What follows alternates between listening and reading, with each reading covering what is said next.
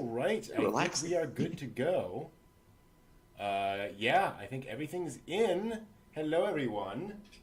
It's Saturday night. That means it is time for the Weekly Dig. For those unfamiliar, this is a weekly anime show where we talk about anime old and new. I'm Brent. These are my wonderful co-hosts, John. Konbanwa all. And Steve. Hola, ¿qué tal? And we are here to talk about, initially, Wolf Children, which we watched this past week. We were going to watch it last week, which we did, and then things happened. And so we're talking about it this week. This is one of Mamoru Hosoda's earlier films, certainly in his family series. Yep. He seems to love that particular topic. Boy, I don't know how I'd summarize this film. It's kind of a weird one. What were your guys' exposure to Hosoda's films before watching this? John? Some of the Hosoda stuff that we've watched as part of the reviews, that's probably been the vast majority. Like Summer Wars? Yeah, I mean, Summer Wars, Phil and I watched that several years ago, and I honestly, I don't remember how Phil was like, hey, it's Sunday afternoon, let's get ramen and watch Summer Wars. Like, I have no idea how he ended up there. I'm glad he did, don't get me wrong. But it was just one of those things where, like, I had no idea who Hosoda was at all. Yeah. And I was just like, okay, I really enjoy this. So when it got down to Wolf's Children, it's like, I've been meaning to watch this film for a while, and it just, the way it came in, I'm like, oh, super. Yeah. Yeah. Steve? So I had heard of Wolf Children before I heard of Hosoda. Okay, sure. So kind of a thing. But like John, it's been pretty much like what we watch here on the channel, Summer Wars and all that. Watching it, I was, like I said, it's been on my list for a long time, so I was kind of happy that we got to it. And it kind of threw me because I was kind of like, okay, so we're gonna do. I knew to expect by this point after watching Summer Wars, that there would be some interesting visuals and kind of things like that, And what I did not expect was to see an actual werewolf, basically. I was just like, okay, I thought this was going to be like an allegory of something. It's like, nope. Or no. The lone wolf guy and the social girl, and it's just a metaphor for social isolation and choices made. Something like that. Nope. It's a big old blue wolf. Yep. Very much so. It's interesting, because Wolf Children is very much Hosoda being an anime director and going like, hey, we can just tell the story. Like, why not? Yeah. And it actually reminds me a lot of like how Miyazaki will just be like, okay, and now fantastical twists, like, Spirited Away, where it's just, we can do this in animation, so let's just go in that direction. It's one of the weird things about the movie is it is very much, okay, what if, normal girl meets werewolf, they have kids, what next? Right. And not, thankfully, not then they go off and have fight I think vampires and such. I was about to say Twilight much, Brent? I was like, I was so glad they didn't go in that direction. I was just like going, oh God, he's like probably the long lost chieftain's son. Exactly. And he's going to bring all the tribes together and, no, it's just. And now they fight the vampires. Oh, really? We're doing this thing again, aren't we? Yeah. Everyone's shiny, aren't they? They're going to be shiny, aren't they? Great. No. Great. Instead, we get an actual, we get to see Yumi's conception, which... Yeah. I did not expect. I was not prepared for that one. I thought there was going to be a lot more like implication of it versus like, wow, it's like a furry convention. Cool. Yeah. But just to rewind, one of the interesting things about the movie, to your point, is it does feel very much like, young woman and man fall in love. And I do love how Hosoda sets it up as this very quiet, sort of carefully built relationship. That he's not really interested in her, she's intrigued by him, and they just kind of build this relationship over time. And then, like you say, it's like, and I'm a wolf. By the way, By the way, just so you don't freak out. right. I'm a Libra. How about you? I'm a werewolf. Do you want to get coffee? Like, cool. Yeah. And so they have kids. And then Hosoda does the thing, which he is so good at doing, which is that, one day it's raining, and she sees, Wolf laying down there, called away. And I love how Hosoda is just so matter of fact about the scene. There's no like, the heavens don't part. There's no big thing. She's just in shock. She's just seeing this, and it's like, what do you? This is just life. And I love the from a storytelling perspective, the idea of, and what can you do in that situation? Run up and say, "That's my husband," right? No, you have to let him go. Which gosh, it's so hard as it would have been to do, but you know what I mean? That's my dog. And like, God, nobody knows what's going on, so that's a perfectly valid thing to run up and be like, "That's my dog." It's unlicensed. I'll pay the $10 fine. I don't care. Can I take my dog home? Yeah. So I'm watching it, and it gets to the scene, and of course they do the exposition, and I was just like, all right, 3, 2, 1. Yep, they're dead. Okay. Yep. Dude is dead. Great. Going after a pheasant inside the city in the culvert. All right. But it just really does a really good job of making you stop and think for a moment about those things where, this is a secret life that they have, because you can't really explain it, because once you explain it, then they're going to go, wait a minute, you had what? And these are the children of that, so, you can't really just come out and just go, oh, my husband. I'm sorry, just how brutal it is. We're just going to throw the thing into the back of a garbage truck, and it gets compactor. And I'm just like, But it reminds me of one towards the end of Cat People with Natasha Kinski, where they're cat people, they're people that turn into jaguars, and one of them gets killed, and they're doing the autopsy thinking it's a jaguar. And he cuts the belly open, and this arm flops out. Oh, wow! Right? I'm just like, so like I'm watching the scene, like going, wouldn't it be really messed up if like the unseen part of this, and they decided to go, oh, meanwhile, they like go to the they dump the garbage out, and this body rolls out. A dead man rolls out of the truck. Everyone just like, wait a minute, we put a wolf in that bag. What the heck? Okay, McGillicuddy, why'd you kill him? I don't know. Hey, I just picked him up. I didn't do anything. Oh, sure you didn't. I was surprised at my reaction to this because I had that 3, 2, 1, and then almost no emotional reaction. Really? I get like emotional at like it's windy outside, there's clouds, and I'm like, oh, that's beautiful. I don't know whether I'm expecting it, that kind of the 3, 2, 1 countdown was like, okay, I'm girded up for this.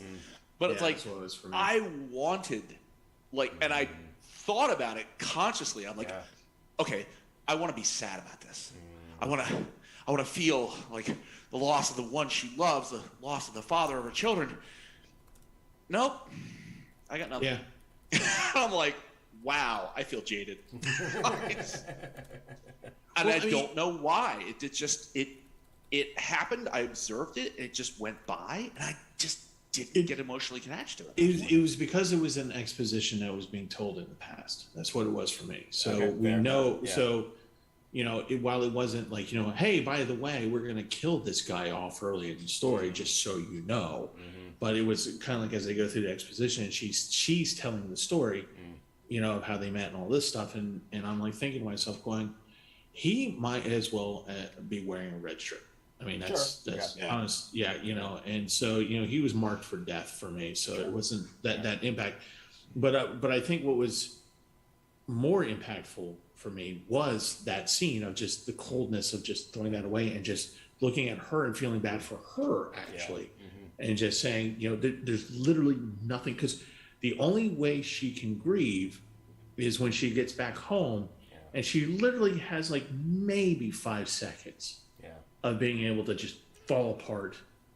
Yeah. Find a little ID, put it up there, make a little impromptu shrine right at the moment, and knowing that in about 5 seconds she's going to have to take care of the kid. Exactly. Yeah. That's the thing, is that she's not allowed to rest.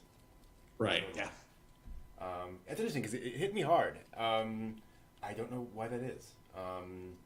But I thought it would have too, because I mean it is a tragic scene. Yeah. It's just I have no idea what went wrong. Yeah. People different ways.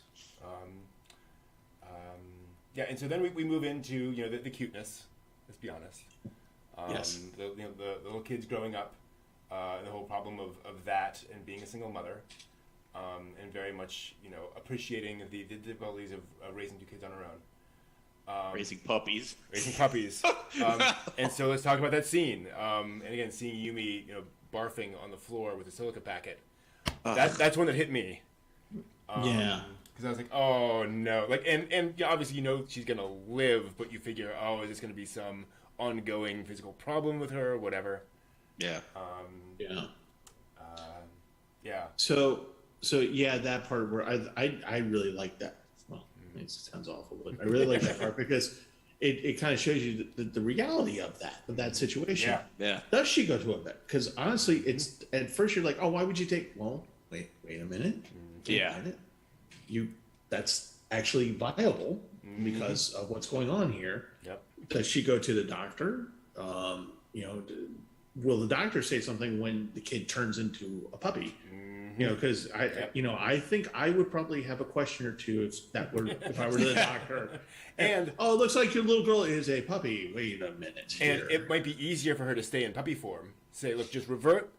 And then if whatever happens to you, even if you go unconscious, you're still in that form and it's fine. Right. Yeah. Right. But I will say that when she throws the temper tantrum and, at the beginning where she's hungry and she goes, and she turns into a puppy, but that moment where she's having a little temper tantrum, I'm like going, it's my niece. Yep. Nice. And see, for this one, at another moment where it's like, do you go to the vet, do you go to the doctor? And I was curious to know her choice. But again, I'm just I don't know what's going on. Yeah, normally I'm fully invested in this, gripping the edge of the desk going, what's she gonna do? And instead I'm like, she ate something. What do you do? Do you induce vomiting further? What's she gonna do about the vet? Let's sit back and watch. And it's that was it. I'm like, gosh, I don't know what's going on with me. Well, for me, it was I was watching it and she doesn't know which way to go, and I'm going, oh God, indecision. The kid's gonna get sicker and sicker. But no, she actually does the right thing. Yeah. Kind of poison control. Right. Tries, makes the phone call and says, hey, this happened. Oh, okay, good. This kind of thing. She finds a solution, and that's when you start to get an idea of who she is as a mother. Because not only is she not get to sleep at all, she's constantly finding a solution to all of these problems that come up, because it's not just raising a kid, which is, I don't have kids, thank God, because they, probably be in jail by now for neglect or something, because I'm not really good with them. But no, you'd be punching people at the PTA meeting. What'd you say about my kid? What'd you say? No, but it's not only that, but it's also just kind of it's not just the kid. It's just okay, to deal with them when they're a puppy. Yeah. Because you see because you see them in their cute little puppy form and all the chaos and destruction around them, and they just look up. Yeah. They just look up, and John, this. I've had pets as well, but John, this right now because you currently have them. Mm-hmm. They just look at you, and you're just like, I want to be mad, but I can't. Yeah. Hey, we just destroyed $300 worth of stuff. that fun? Yeah. We had a great time doing it. You missed out. I love you. Yeah, exactly. Yeah, but it is interesting because it is both single mother and the single mother of fantasy creatures. Yeah. Yeah. Absolutely. Mothering in the most extreme and unusual circumstances. Exactly, absolutely. And then that's the thing is that, got me into her character, the fact that she didn't just flip out. Yeah. Mm-hmm. You know what I mean? Having him around was at least some kind of anchor to this, to be like, okay, well, he's a werewolf. The kids are going to be, some kind of werewolf blend. And, I would have some help and this would go great. But she has not broken down. Right. She has not freaked out. She has not run away. She has fully shouldered this burden. Yep. And looked for reasonable solutions to the general problem. Yeah. And it's like, wow, I have mad respect for this woman as mother. Mm-hmm. Yeah, absolutely. She's the opposite of a typical shoujo heroine, which is quite nice. Yeah. Well, she says that thing to him before he dies, where she talks about her grandfather's funeral, and that he had taught her, said, when you're feeling bad, mad, sad, whatever, smile. So, she's, that's her fallback, okay, well, there's really nothing else I can do. So might as well try to make myself feel better a little bit and soldier on. Yeah. Grin and bear it and try not to fall asleep, pitch forward into the washing machine. Yeah. Exactly. Well, this is where I loved her sleeping at the dinner table too. Yeah, right. Mom, yes? It's like one of those auto-on cars where you stop at a stoplight, it turns off, you go to accelerate, it turns back on.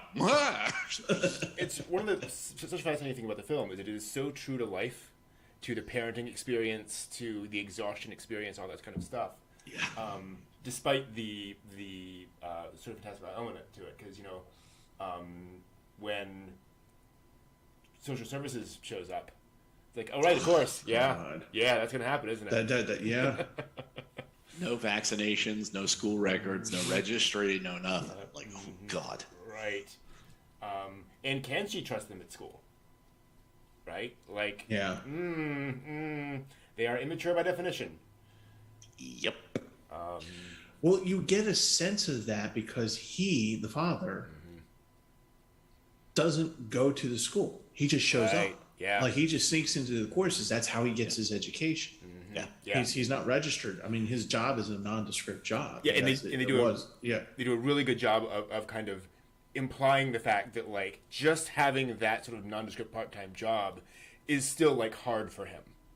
Yeah. That's the absolute max that he can, commit to. Yeah. Well, and then he says that he actually got his license, and it's like getting your license is not an easy trick. Yeah. So that, what I mean? The effort that he went through to get the license so he could do the job is like really unusual considering schooling was not what he was going to go do, but he had certainly to study and take the test. You know what I mean? It's like a lot of compromise that he had to make to get to that point. And actually, Captain Laser Eyes in the chat is pointing out, it's weird that she doesn't have a better picture of him. I wonder if she does, but it's the fact that it's his license that she treasures. The fact that it is the thing that he got through his effort. So it's not just the picture, it's the license itself. That's why she's keeping that in his sort of shrine. It's interesting. I don't know. Well, I mean, he being the lone wolf wanderer that he is, there may be no real place that a picture resides he could have had. Well, the only thing he had... she could. That's what I was going to say, because all he had was that sort of rumpled up postcard picture kind of thing. It's like that's all he had carrying with him other than the license. But yes, you're absolutely right. She could have taken a picture, but it's they've obviously had enough time with two children to have had a photograph taken somewhere in there. But actually, one child. That's the other horrible thing about the whole movie is that she's pregnant with the second one. So Ami never knows his father. This is terrible. Yeah. So then off she goes into the wilderness off into the rural Satoyama in Japan to see the house. And I do love this scene for how, Hosoda really lets this scene play. Because you see the real estate agent going, come on, like this is it's available, it's an option, but here are all of the minuses, here are all the things, and in your head you're thinking, oh yeah, oh no, yep, this all makes sense. So then she's like, yep, I'll take it. It's a great moment for audience identification with the main character, going, yep, I see through your eyes now. Yeah. That there's nobody around. It's woods and that field. Nothing to stop puppy children from being puppy children. Exactly. Whereupon you get a very My Neighbor Totoro sequence. Yes. Yes. I wonder if that wasn't sort of going, I can't rebuild this up without having that scene in it. Like, people will just kill me if I didn't show Yumi running all around excitedly. Just a fun scene. It's all tilty. It's all tilty. Yes, it is. Exactly. They move into basically Act 2 of them kind of getting established in here, and the whole plot line with her kind of integrating with the locals. And don't need to dwell too much on this, except how interesting it is kind of establishing how you have the fairly typical, insular rural community. And then she shows up, and it should be pointed out, like at this point, you had plenty of people, especially with the graying of Japan, where there would have been, and there still are, tons of empty houses out in the middle of nowhere, where if you want it, you can move out into the country, and folks in the city are like, oh great, that'll be lovely. And they go out and try to farm, and they're like, this sucks. Yeah. Being off the grid is a lot worse than I thought. Nothing will grow. Why? What am I doing wrong? And the locals are like, everything. Yeah. Right. Well, I mean, that was the nice piece that I had sent something to Kira, a few months ago, where I had seen an article that was like, hey, Japanese citizens, Japanese government, it's like doing incentives for people to move out to these empty rural areas and repopulate them. Mm-hmm. And it's just like, okay, wow, okay, now here's the reality, and here's the movie, and it's real. Yep. Like, exactly. Because it's all well and good until you realize no plumbing. Mm-hmm. Yep.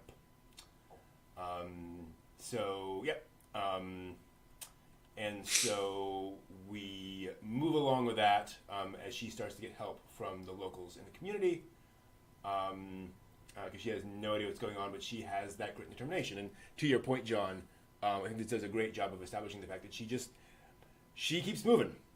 Whatever needs to be done, she doesn't let it stop her. And she just does whatever she needs to do. I like the way they bounce back. Because everything she does as she's trying to homestead this ramshackle pile, everything she does harkens back to her meeting her husband. Oh. Because she's the studying university student. Yeah. What do we see now? Through the different stages, we see her studying about kids. We see her here studying horticulture, doing all this things. So she's a very dedicated student to the things that she's doing. And hallelujah for that, because I would not have any idea how to repair a roof and ceramic tiles and blah. If it was me, my kids would come out and go, Daddy, why are you sitting in a dark corner crying? No reason. Just pull the tarp over your head, it's raining. But she keeps on keeping on. Let's see here. And this is the point at which, after quite a bit more of this... Oh, yeah. And now the scene in the snow. Ow. Yeah. When the kids are out running and kind of enjoying everything and enjoying life. And it is such a joyously animated sequence. and it just keeps on going, and you get a sense of, okay, yeah, now they've kind of found themselves. They found that moment, and you get a sense of that something's coming, right? You don't get this joyous for this long without a fall happening. Yeah, without reality going. Exactly. And so what happens is, yeah, I had not expected that to happen. I thought it was going to be more like there's a transformative moment, and then literally the kids run into a clearing, and like the entire village is standing around having coffee, and you're like, "Hey, those are your kids! Oh my, they're all what the hell?" Head cannon. Yep. And then we got this. I'm like, oh, it just gets worse. Yeah. And the horror of it, the fact that it's this young boy in this freezing river, where like that's just not going to end well, in the best of ways. And of course Yumi jumping in to save him, which is lovely.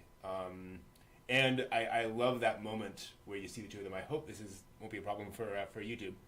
But seeing the boy and seeing Yumi off to the side, just sort of barely holding herself up, with the effort of what she went through, and then just again imagining what it's like for Hana running over to the very pale form of her young son. Well, so too when you have dogs don't go and hold and like support another dog that is something's happened to. Okay.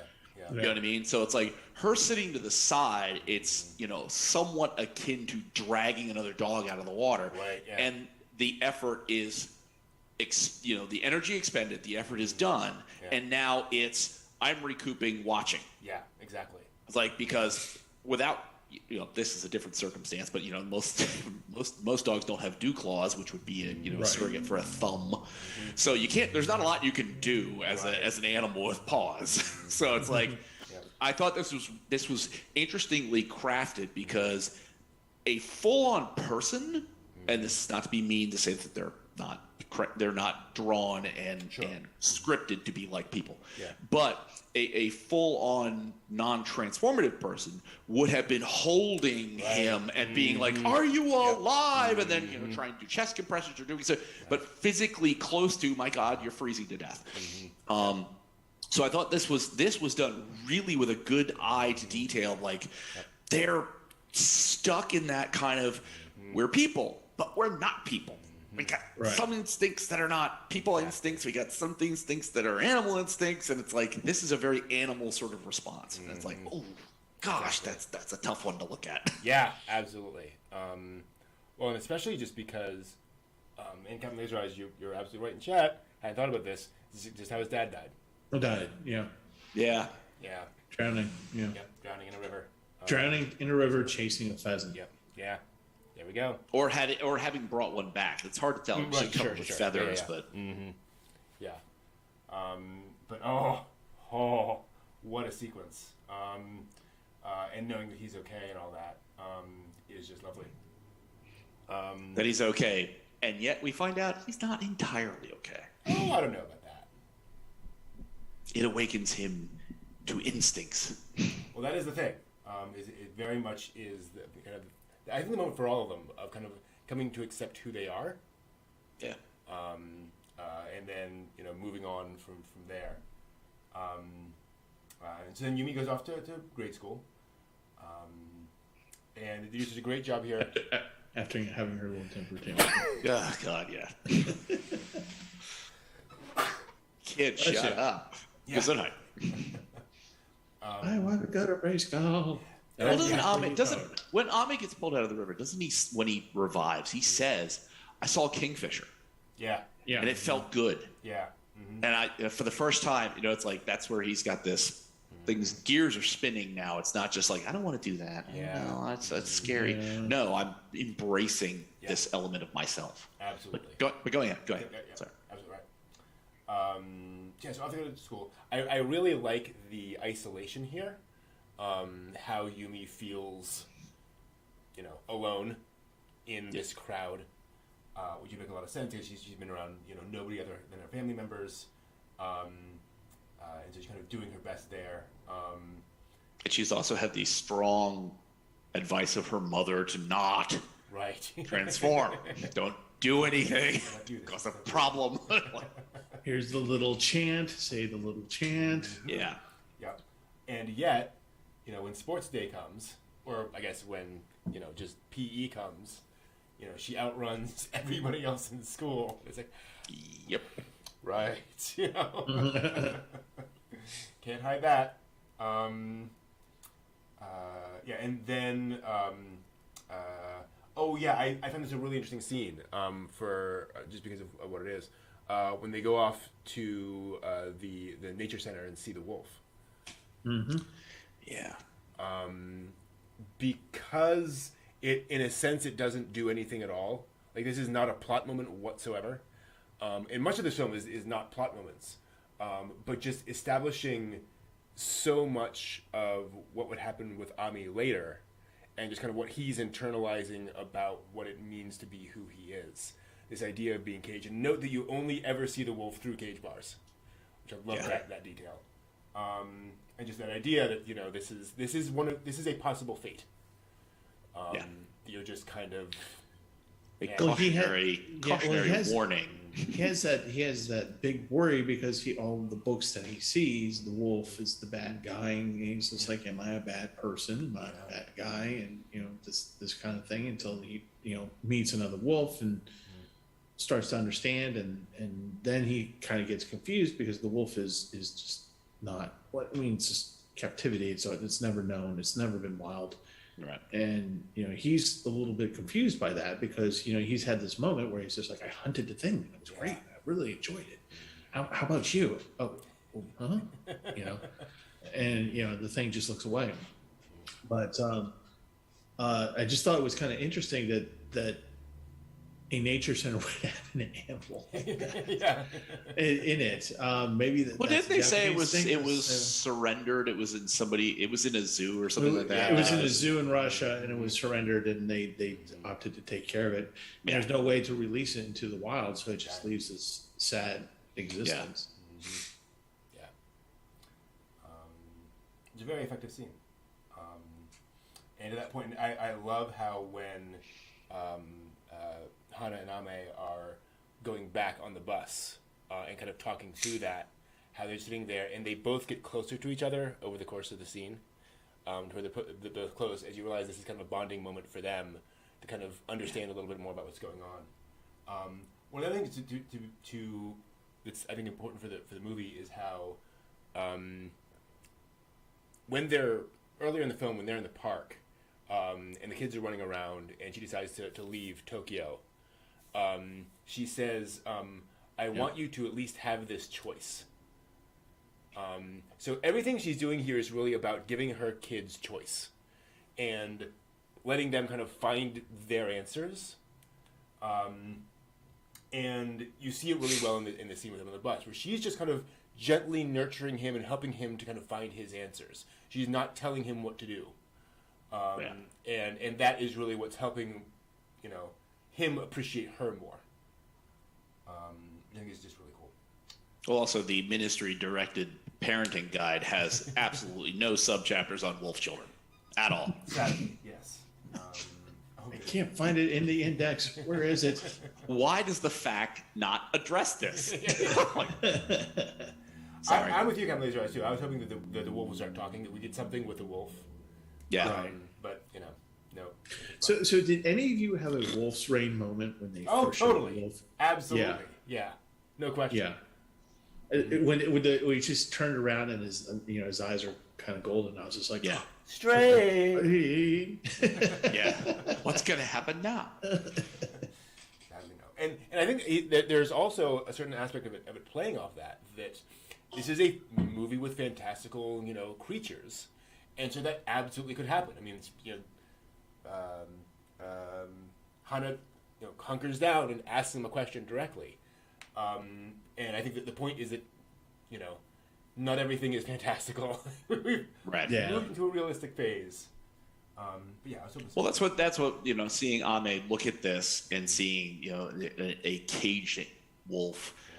In my mind, it's like, this is really interesting. It's an interesting communication issue because Ame's not a wolf.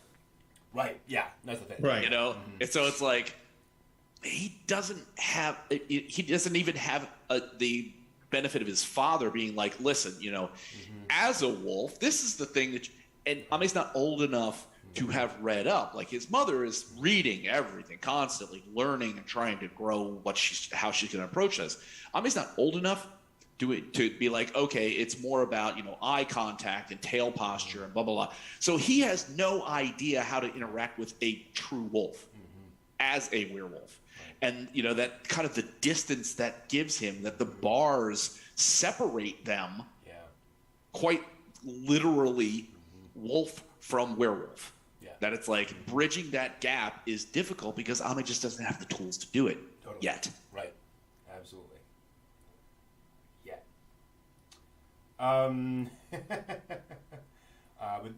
And so we switch back to humor for a little bit as we get to experience what it's like for a young werewolf girl trying to fit in with her classmates and what she finds interesting and what they do not. Yeah. Look at the squirmy thing I caught. Isn't it cool? Oh, dear. And then, of course... the box of bones. Yeah. Please! And then Yumi gets a new dress, on which, it should be pointed out, are flowers, a.k.a. Hana in Japanese. Yep. So it's a connection to her mother, especially the human side of her. Yeah, there's so much flower language in this film. I kept seeing it. I'm like, that's just too much to look up. Yeah, exactly. It's too much to look up here. It's like, because it's fields of flowers. There's flowers, that her mother puts in the vase next to her father's picture. It's like those have significance. The significance of the flowers in the forest, the significance of the flowers in the field. It's like, data overload. I love this one scene, and I think it's a little... it's a little bit of a trick. It's a little obvious what they're doing, but the sequence with the two school classrooms, where you slide back and forth between first grade and second grade and third grade, back and forth, and again, when you see it, you're like, okay, I see what you're doing here. Like it's not pretty subtle, but it's a very effective way of showing how they are interacting with people. How Ame is always looking out the window, while Yumi is just always trying to fit in. Just always trying to fit in. Yeah. Always trying to do what all the other kids do. While Ame can only really fit in the nature center. Yeah. And then comes a transfer student. Oh no. From America. No, wait, no, that's... Yeah. He's got blonde hair. Everybody picks up. No, wait a minute. No. Wrong. I was waiting for him to walk over and go, did you know you have magic powers?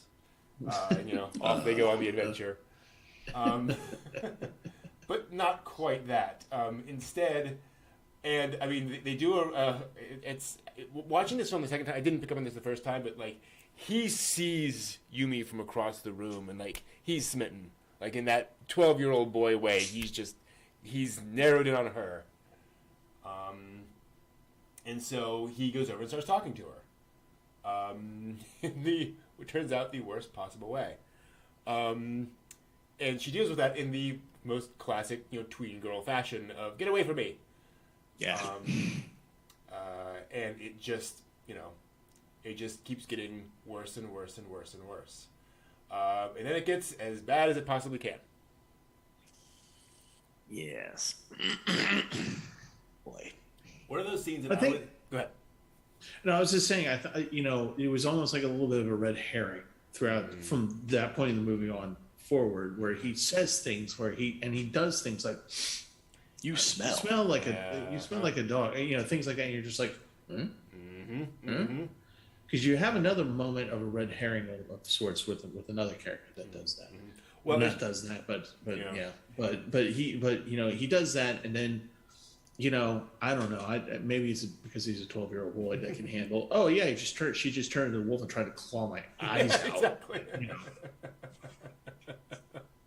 Well, in all fairness, I can't remember. I don't remember being 12, being like this laser focused on one human being. No, I can. That was just me. But yeah, and to that point, actually, when he showed up and he realized or says all these things about her, I was having a girl who stepped through time moment. Which, for those of you who've seen that movie, there's a surprising connection between some characters, and so I was expecting it's not the same, but I was expecting something like him to go and him to transform into a wolf in front of her, right? And be like, oh no, werewolves. I'm a werewolf too. It's all fine. I could tell. That's why I could tell you smell like a dog. Yeah, exactly. I was kind of hoping. That's what I thought as well. Yeah. The red herring there. Come to the old school building where all the werewolf children meet. Exactly. Cool. Where we have real werewolf class. Yes. A werewolf club. Nobody talks about werewolf club. That's rule number one. We're around shirtless and at a play again. Sorry. We like to get oiled up and flex. No, damn, just go away.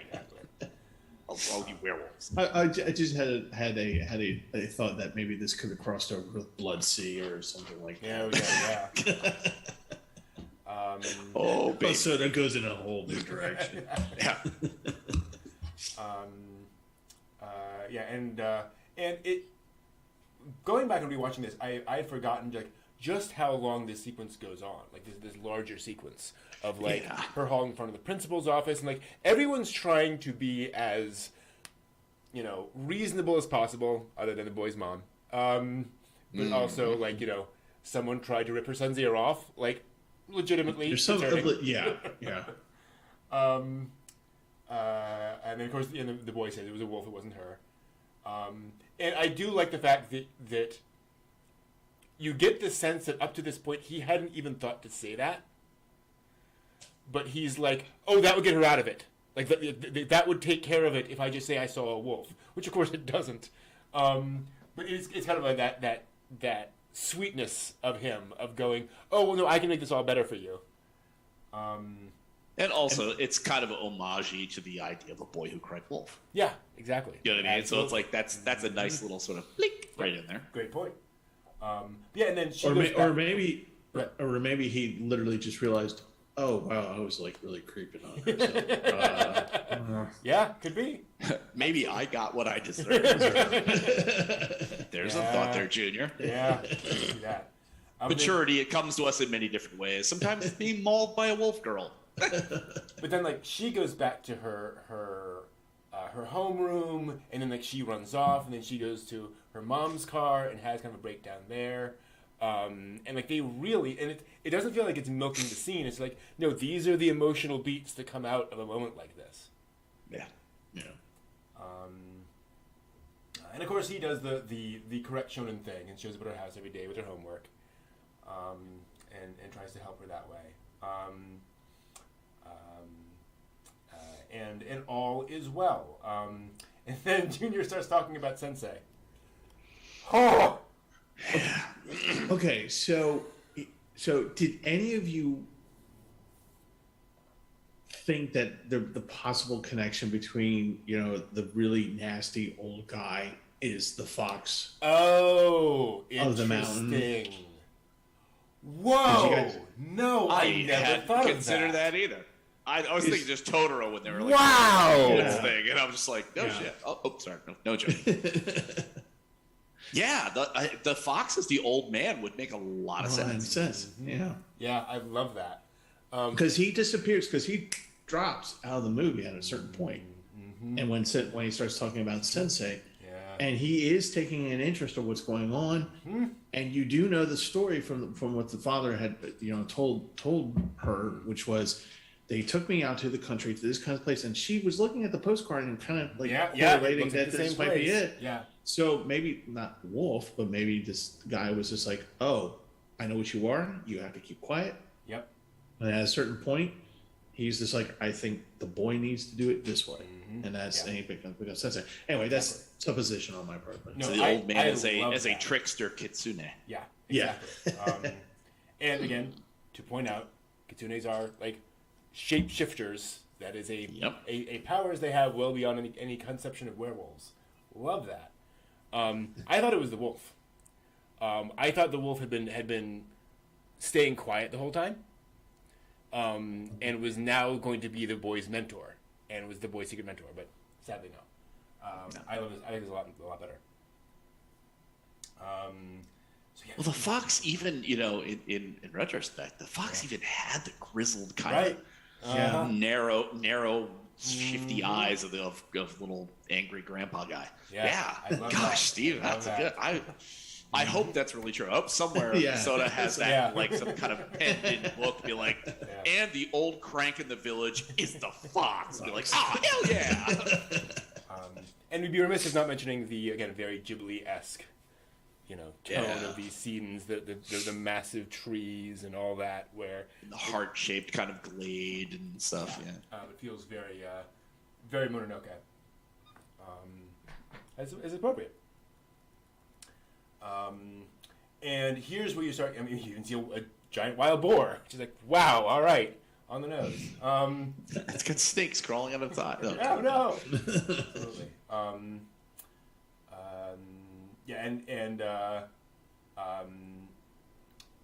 And the kids fight, and you begin to realize that Ami is really, going off in his own direction. And you have the big moment between him and his mother when he comes in and says, the old fox is dying. Someone needs to take over. And she knows what's going on. And I love this moment because, again, it's one of those things where I didn't realize until the second viewing. When she goes, no, you're not a human, you're a... And she pulls back. Because, again, the whole point of this was for them to choose. Yeah. Right. And she's now trying to choose for him. And so what she does, which, again, I think is a wonderful sort of mother thing, she goes, don't go up the mountain. I.e., that is a dangerous place you should not go. It does not connect to your identity. It's just, don't do that thing for me. Which is a wonderful compromise. This is absolutely a moment where you see her son making a choice and her realizing that that's probably not the best choice, but should I intervene? It's a rough one. I mean, again, is it the best choice for a young human kid to go wandering up into the woods doing stuff? As a young werewolf, all of her research and everything that she's done, all of the book learning that she's done, there is nothing to prepare you for how to figure out when the coming of age of a werewolf person. It's like there's no data on that. So it's like you see the struggle she's having of like, as a human child, no, don't do that, don't go there. But as this being, you're at a loss for what to do, what's right in this situation. Exactly. Yeah, it's a rough one. You see him start to make his choice. As the storm comes in, as it must, sympathetic weather certainly. As Ami goes off, she goes off, and Bless you. Bless you. Thank you. Sorry. Yumi is left inside the school, and obviously you have the wonderful symbolism of she's in a very human environment, surrounded by all these very human implements, all that kind of stuff. Well, he's out in nature. Hana's out in nature trying to find him, and just this idea of being very connected. And then this, and you see Hana falling, and I was when she grabs the branch and falls and goes down, I was like, no, don't do this. Do not kill off the mother. I could see him doing it. I could see him doing it at this point. Well, I mean, she goes off to see him. to see the her husband, Right. and I'm just like, and like you, I was just like no, no, come on, Yeah. no. The You know, father was enough. Come on. And see, this is she where is I done. wanted to cry. I wanted to cry. I couldn't do it. Again, I just had that moment of sitting back going, I don't think you're going to go there. I'm going to sit here. I'm going to wait. And then the whole sequence where she's talking to the husband, I'm like, okay, no, draw back. We're gonna start watching Crayon Shin-chan, and John's gonna Right. bawl like a baby. I'll be just sobbing hysterically. Like, I don't know. The switch must have gone the wrong direction on this for day. I have no idea. But then before that, we do have the scene between the two of them, the two kids, as they just kind of talk to each other. And I appreciate the structure of this, where the boy is obviously very much kind of a shonen protagonist type, right? He's very determined. Right. He's going to do his thing. And the fact that they let the sequence play out with him sort of explaining that first, so you understand where he's coming from. That he has this, no, I'm going to get this stuff done. I'm going to do whatever needs to be done. And also, I have protected you, and I will continue to protect you, forever. Your secret is safe with me.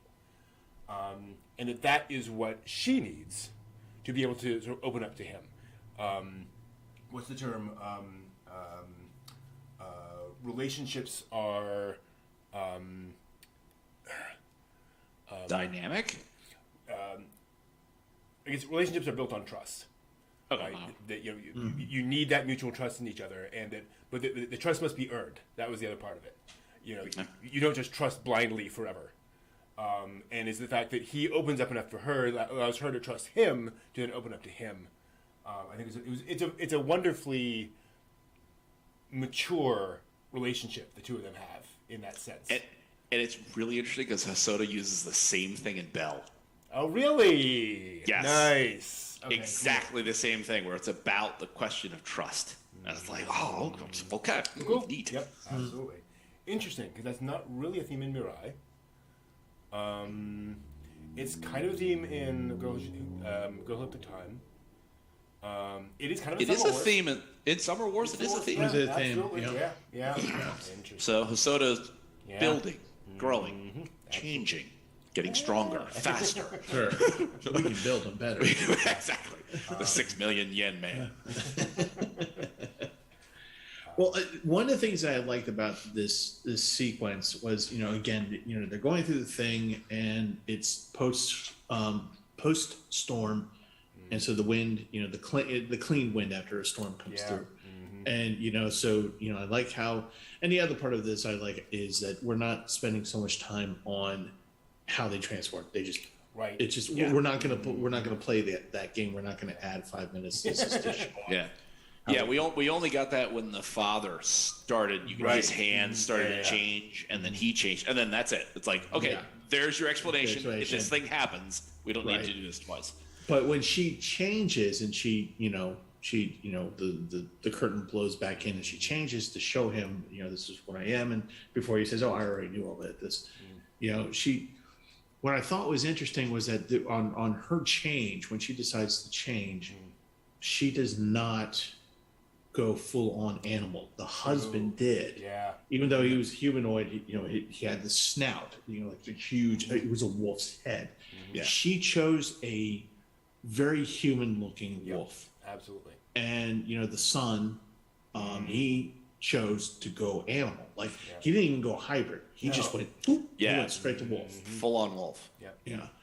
So that's, and what I like, and when I saw that scene, I was just like, good. We circled around back to the whole point, which was you got to make your choice. You got to figure out who you are and be comfortable, no pun intended, in your own skin. Yeah. But that's, here we are. So that's what she has already chosen that. Absolutely. And then presented it. And it's also interesting. Go ahead, Brent. It's also clever because they've established in the movie that she can transform with the drop of a hat. Like she has no problem bouncing back and forth. So it would be very natural for her to go, okay, here you go, boink, boink, boink, boink. Like when the locals came over, they're having tea. She runs through the room, jumps off the porch, and then the dog is running around. They're like, "Hey, you have a dog?" She's like, "Oh, you don't do that." Fine, I'll take you to school. Just stop doing that. Stop doing that. What I thought was interesting too is like the two kids are a bifurcation of their father. Their father transforms to go get the pheasant. He can transform, but he is firmly living in the human world, earning a living. He has a license. He's doing a job. He does the thing. And here you have his children that seem to be making their choice to separate that blend. She can transform fully. We watched her be a puppy running all around and having fun stuff.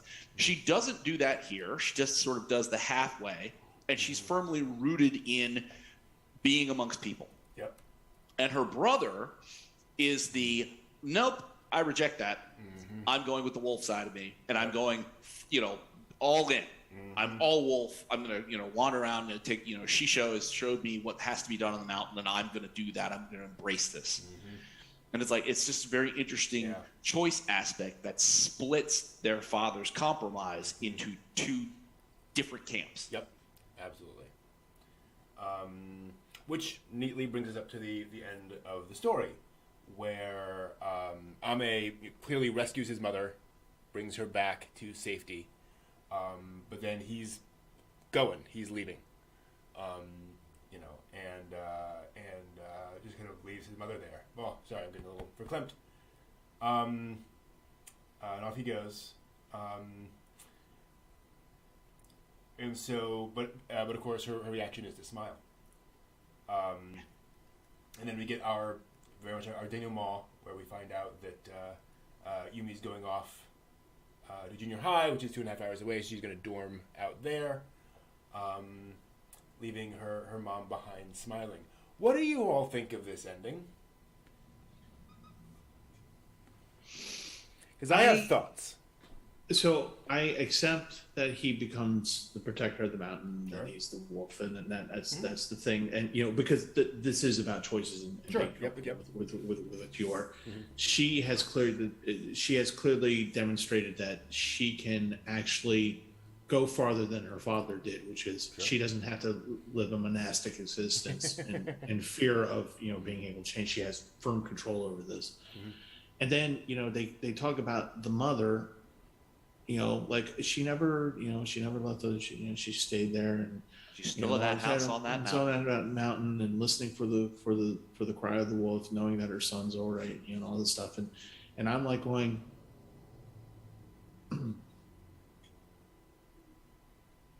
you can get remarried. You can go out and find another person. This is not the end for you. This is not you. This is. They're going on to their existences as persons and individuals and things like that. She's just there, and she's just like, I'm okay. I'm going to be neutral, and this is where I'm going to be at. And it just seems like a non-life to me, and I didn't really care for that. John?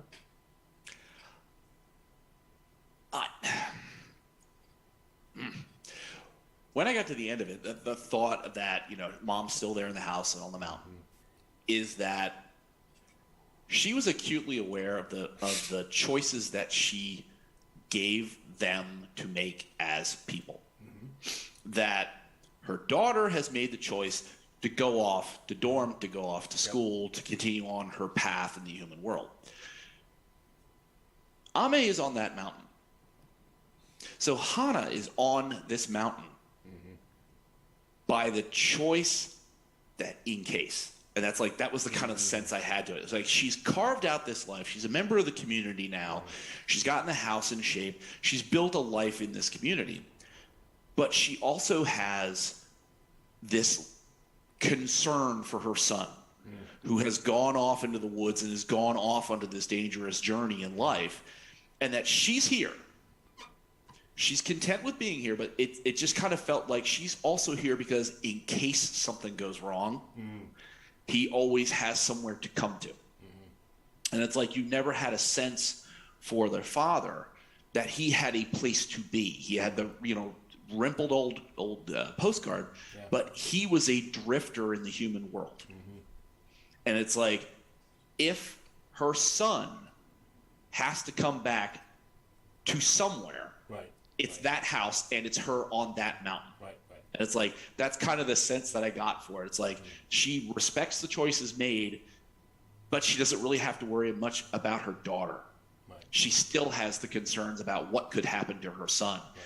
And it's not that it's a terrible choice and she's foregone, the chance of having relationships. Sure. She's content with the way things are, and she's there, she's doing her thing, and she's always going to be there. You know what I mean? It's like that backup support. To me, the message of the film is mothers must sacrifice everything for their children, and then when it's done, they have nothing. Yeah. Oof. the non-life. Yeah. You don't get to remarry. Your kids aren't around. You just have to kind of head off into Valhalla, in this very sort of genteel retirement kind of a thing. It rubbed me the wrong way. Because here's the thing, I totally understand Yumi's angle. I can accept Ami's decision, especially in the sense of that classic nobility of failure. This idea that he has made a choice, and even if it's the wrong choice, it's the choice that he has made, and so there is a nobility, and to your point, John, that idea of, well, he has to make a choice, he's made his choice, so I have to respect that choice. Right. But it felt very much to me like the mom got the short end of the stick in the ending department. Well, she's what? Only like in her late 30s, maybe, by the end of this? Right. Yeah. And it's like, for everybody in that village. Yeah, you're right. Yeah, 30s, yeah. Yeah, I mean, it's like sort of everybody else in this village, including, grumpy old fox grandpa, they're all in like their late 40s, 50s, and upwards. Yeah. So she's like the fresh blood in town. Absolutely. The only fresh blood in this town. Mm-hmm. So it's like, it's a little weird for her to be retiring. Yeah. Mm-hmm. But it just, I don't know. It's one of those things that just felt like an odd fate for her. Yeah. Well, the other odd thing, and this is me just being nitpicky, how'd you explain his disappearance? Yeah. Mm-hmm. So where's your son? Dead. Washed away in the storm. Dead. Because that's actually really the only plausible thing. Yeah. Mm-hmm. Never found the body. Mm-hmm. He ran off to Hokkaido. And did you report it? No. No. Why would I report a 12-year-old running away? Come on. 10-year-old. He's a big boy. Excuse me? Yeah. I've already escaped from child services once. I mean, come on. Yeah. Yeah. That said, that's kind of a nitpick on my part. I certainly got to the end of this movie and felt like I'd gone through a wonderful sort of emotional ringer of a film, and a gorgeous film at that. Yeah, yes. I enjoyed it. Yeah. Yeah, he really put all the stops on the art department on this one. Not that his other films are any slouch, but right. Boy, definitely a lot. But this one had a lot of scenery, a lot of stuff that I think Miyazaki would go. Yeah, it's definitely like his interesting. Yeah, absolutely. And he worked at Ghibli, right? Like that's So there's certainly that connection too. He famously left Ghibli, so there's also that element of it as well. So, you know how much it's him going, you want some more Ghibli? Sure, I can do that. Let me show you. Here you go. There's. See the thing? Look at the thing I did. Yeah, that's good. I'm going on to making Boy and the Beast and other things. Any other last thoughts on Wolf Children? It was nice. Enjoyed it. It was yeah. It was different. It was John, I wasn't quite like you where I was emotionally dead to failed to break John's iron heart. But to me it was on the lighter side of things. And it's serious subject, but told in a way that wasn't just like Grave of the Fireflies. Of like, here's a sad thing, here's another sad thing, and we're gonna put another sad thing. 2x4, bam. So yeah, it was enjoyable. I liked it. Yeah, I would recommend it. I would recommend it. So. Yeah, I certainly enjoyed the film. It must be me. I don't know what I was expecting, and maybe, you know what I mean? It's like, I think of Summer Wars, the girl left through time, and it's like, I wasn't, I don't know whether I was just geared psychologically in the right kind of way that maybe if I'd really sat down and be like, okay, this is going to be an emotional ride, and getting been ready for that instead of sitting down and be like, okay, I'm going to watch this, and then I got 3 other things that are going on, and I got to get this done. Okay, that's nice. I like that. It was a good film. On we go. Yeah. So that kind of surprised me in that respect. Is like that I felt there were the points that were delivered where I felt like I should have been like, aha, cry here. Actually, that brings up another interesting point, which I do want to highlight. The Girl Who Left Through Time has really, I can think of 2 really hammer home drama moments. Where you're just like, oh, wow, I need to think about that. Summer Wars has a couple more. Yeah. Right. Wolf Children has more, and this was kind of his maximum. I think this is where he found that rhythm of here's how much kind of drama I can put into a movie, interspersed with all the comedy and all the other kind of stuff. Right. Where any more than this, and it feels absurdly melodramatic. Mirai probably has about the same kind of scope of moments. But it's interesting that I think this is where he kind of found that balance. Nope.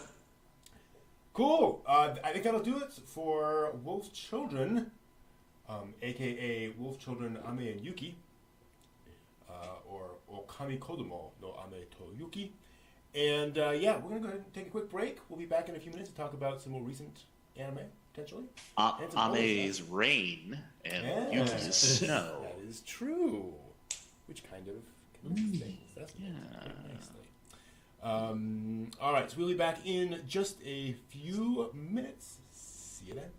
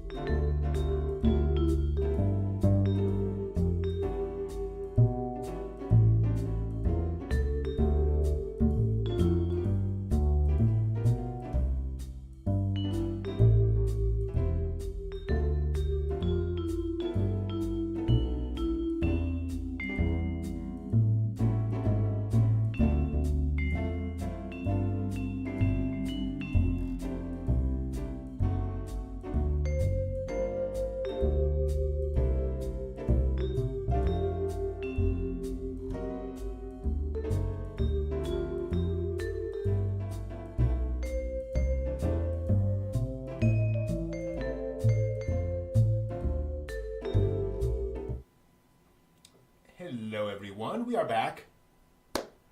And, yeah. Let's talk a little bit about, before we move into the news and other things, about what's been going on with us over the past couple of weeks. It's been a little while since we were able to meet together and do the chat. So let's do that. Talk a bit about what's been going on. Folks in the chat, what anime have you watched? I'm fine! Suddenly the chest burster comes out. Wow. Hello, my baby. Hello, my darling. Yeah. Oh. What anime have you been watching? What sci-fi have you been consuming? What manga have you been reading over the past few weeks? Let us know in chat. What about you guys? What have you been up to lately? In the media consumption world. Well, let's see here. Not much in anime world. I've been kind of busy. I just told you guys before we got on, and doing the job thing, doing the job searching thing. So I had a good one today. So hopefully we'll keep our fingers crossed. But otherwise, I'm actually finishing up the Yu Han Lee trilogy. The Reverend Gun is the third book, and really liking that one. That's the one with the calendar warfare. I think I've described it before in the past. Cool. So it's pretty interesting.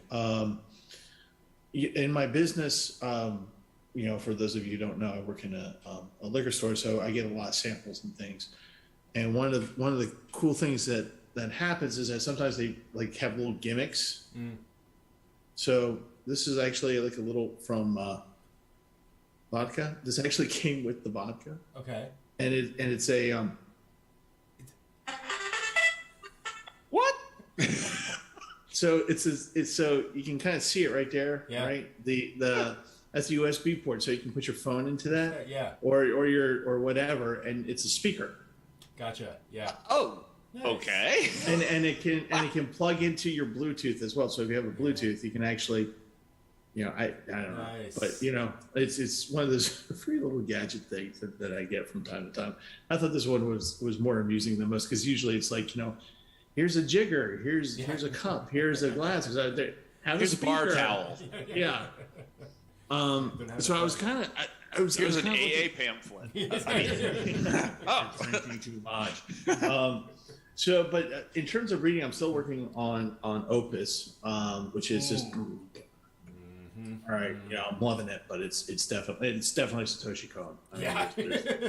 There's no two ways about it. If you read Satoshi Kon manga, that is what that is. Yeah. It's an easy read. So to counter that, I was looking on my bookshelf and I was just like, oh yeah, here's something I haven't read before. I like bought it. I actually have 2 copies of it. I don't know how I got 2 copies of it, but nice. Iron Chef. The official book. The official book. Yes, from Food Network. Wow. And it is. And by the way, for those of you who actually watched the good live action Death Note movies, he plays good. Right. He plays the father of Light Yagami. Nice. Actor. Wow. Funky. But he's so over the top.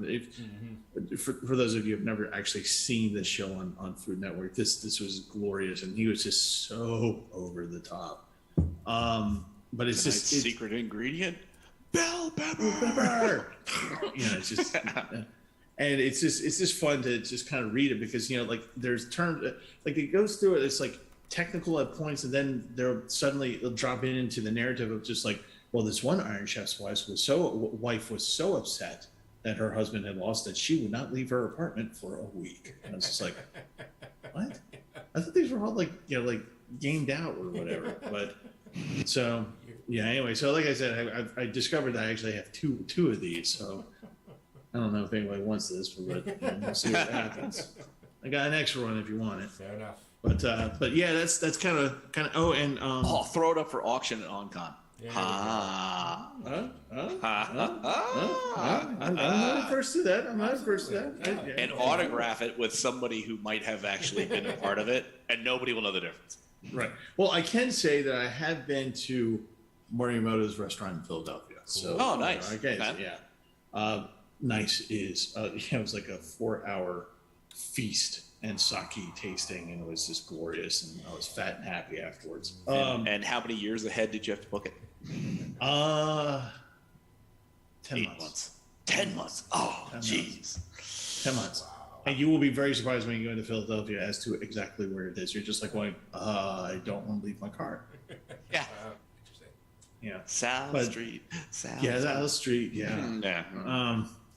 But no, actually, I am ramping up to go back into Comey Can't Communicate. That is going to be the anime that I'm gonna sit down and hunker through it, and bull through it, because I'm going to have to go into various anime that I have to prepare for the panel at OnCon. Yeah, so talk about little franchises, the little franchises that couldn't. So that kind of thing. But that's wonderful kind of ideas that failed spectacular. Thank you. What? Yes. John, how about you? I've been trying to keep up with everything that I'm keeping up with. Slow Loop, Doll Frontline, Sabisky Bisco, whatever it is. The next season of Our Fueta's launched. Finished watching Call Me San, so I'm like, yay. I watched Kimi wa Kanata, which one's that? It's a film, and it is You Are Beyond. Over the sky. It's Over the Sky. Okay. So we're beyond Over the Sky. And it's really. It was. I'm still trying to decompress as to what I watched. It was interesting. It wasn't the greatest film I've ever seen. It's kind of like, okay, this is odd. So it's odd. Mm-hmm. And then I got the chance last Sunday. I was walking the dogs, and I went down by our local art house theater, and I looked up at the marquee, and I saw Bell, and I'm like, Hosoda, hey. And it was like, I think it was around 11:30 or so, and I'm like, oh, there's a 12:50 showing. I'm just gonna walk back home real quick, get everybody situated, put away, hustle my butt back down, bought some popcorn, sat in the screening room. So it's like a 25-seat smaller theater, but it's still, it's still 120-inch like projection screen. And there I had my emotional moment. It must have been left over from Wolf Children, because it is a very interesting 2D, 3D Summer Wars smashed into a Ghibli film. It had a lot going on with it that when I walked out, at the end, the credits are rolling. The usher comes and opens the door, and I had my handkerchief, and I'm like, oh. And he's like, oh my gosh, I'm sorry. I'm like, oh, no worries, I'm fine. Walked out. He's like, did you enjoy the film? Everybody says they love it. I'm like, yeah, it's great. I'm going to go home now. It was so good. It was wonderful. And promptly bought the soundtrack in Japanese and English. So I enjoyed the film. As now I'm letting my, Over the Sky is somewhere in the back burner to do more analysis. This one, I'm like decompressing it, like, well, I had one part about it. This other kind of issue that they raised that I feel wasn't really resolved. So I've gotten a little more critical analysis over it as the week has gone by, and I just keep listening to the soundtrack going, more analysis, less crying. So that's cool. Been the week. Yeah, nice. So on the Non-anime manga front first. I watched the Rift Tracks version of The Shape of Things to Come, the 1979 sci-fi movie that can best be described as, hey, Star Wars happened. Oh no. Yeah. If they like that, they'll like this. No. So it's H.G. Wells' The Shape of Things to Come, meaning it shares the name of one character with the original story. That's it. Yep. It's it's kind of everything you'd expect from a 1979. You know, it's Space 1999 with a slightly higher budget, and Jack Palance as the villain. And that's kind of everything you need to know, because no one can choose scenery like Jack, and he's just joyous to watch as a villain with a cape. You know, wandering around talking about how, you know, I will be I will be the Emperor of the Moon, or whatever is the plot. I am the Emperor of this rock. Thank you, Rift Tracks. You saved me on watching this film. I also watched the first 2 episodes of The Wheel of Time, the Amazon adaptation of that. I was a huge fan of Wheel of Time growing up. I read that. I didn't finish it because who did? But like the Anne McCafferty books, right? Yeah, never finished. But I will say I think they did it justice with the live action series. Like I went in, I was legitimately kind of pulled in and enjoyed watching it. I'm sure there's some nostalgia goggles going on there, but also the fact that they changed significant things. So some of the character backstories are very different in ways that presage where those characters go later. It kind of gives them a little bit more oomph in their character stories, which I think was smart. And yeah, I thoroughly enjoyed what I saw. It was a fun ride, and they take a book that is very slow and make it less slow. So thank you. It's very much a setup kind of a book, and they were like, okay, let's get things moving and actually have things happen. So interesting note that I want to add to that is that I think I've described this before. In my apartment building, we have a little space that, you know, if you have stuff that isn't too crappy, if you want to just put it out there for free and things like that. So I have a copy of the Wheel of Time. Oh, cool. Because somebody put it down there, so I was just like, I remember Brent saying something about this. So Yeah. it's on. I have it, and it's on my to-do list. Cool. Cool. Yeah, it's interesting. It was one of those things I was legitimately pulled in. I will a few quick notes if you want to watch it. It is an aggressively multiracial world. So every tiny village is extremely multiracial, and there's a reason for that. So it can seem a little bit, you know, odd, this kind of tiny village out in the middle of nowhere. They reveal an important world thing in like the opening shot, which is ordinarily not revealed until like volume 5 or 6 or something, which I think adds a neat kind of flair to it, but you might be surprised by that. Also, all of the advertising I've seen for Wheel of Time makes it look like a very generic fantasy series, unfortunately, and it does not feel that way in the telling. I think they did a good job of making it feel like a unique kind of a story and world. So that was that. Otherwise, in terms of anime and manga, I've been making some progress. I made a lot of progress, in fact. I may have mentioned a while back that I've been reading the Rurouni Kenshin manga. Right. I got through volumes 1 through 6. This is how much I've read since then. Oof. Oh, holy! Whoa! Wow! Damn! I got all the way through Rurouni Kenshin in the past couple of weeks, which was in some ways not difficult. Once you get into that manga, man, you want to read more. Wow! That was an experience. That is a GD masterpiece. It is cemented as my favorite shonen manga, if nothing else. What I really appreciated coming into it this time, or coming into this version, is that basically the first 5 or 6 volumes is basically getting the team together, right? Kind of just getting everything set up. Right. It's 28 volumes. The next, 18, 19 volumes are building up to the villain. So there's a villain established, and we are building up to the face-off with that villain. And he is faced off at the end of that. And then we get the final villain, and the last 10 volumes is dealing with that final villain. And obviously there's lots of sidekicks and goons and so forth leading up to that. But there is this narrative drive to that all the way through those stories. And I just really appreciated that. Also, the pivot to the different characters comes to the fact that both villains have to do with Kenshin's backstory.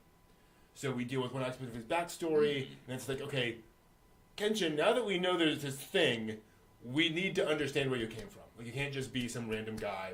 What's I mean, they know his what he was, but what happened? And so he's okay, here's what happened. Here's the whole thing. And then that kind of reveals the final villain. And so you build up to that and build up to the ending. So we have an actual shonen manga that's building to an ending the entire time and comes to an ending, and that's the ending. And it's just so nice.